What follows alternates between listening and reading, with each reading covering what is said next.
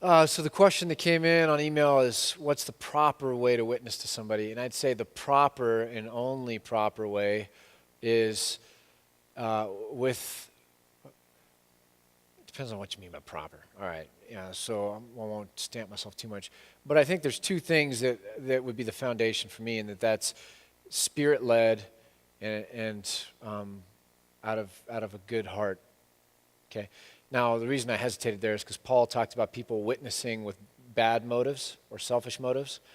And I don't think he celebrated their motives, but he was at least glad that the witness was going out, that people were learning about Jesus. So if we're talking about an actual individual, I would say that the two things for proper witness would be that the Holy Spirit is in there leading somehow. In other words, we don't reduce it down to a formula and we take God out of it. And it's like, I'm just going to run the formula with this other person in front of me.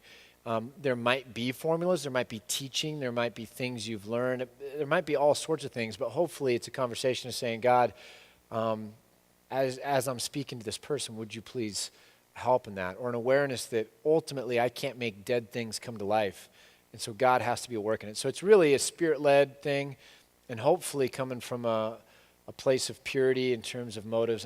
Nothing's ever 100% pure, but hopefully we don't have some kind of a secondary agenda, that I'm actually witnessing to get something out of it over here, or to put somebody down, or to force them to admit that, you know what I mean? There's different agendas, and then that kind of, I think, is really disingenuous to the gospel, that we make it subservient to some kind of a selfish end.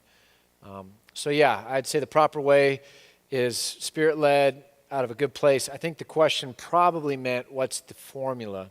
Like, what are the things you say? What is somebody agreeing to? And I have a high Christology, so I think people are only saved through the death of Christ, that there's no other way for men to be saved. And so I think if we're talking about what is stated or what the formula is, it really just has to talk about the person and the work and the love of Jesus, and that ultimately everything else can be a distraction if we're not centering it on Christ and offering Christ to people the way he offered himself, which is, if you come to me, you'll find me. If you want to follow me, I'll give you life. If you let me lead you, I'll disciple you.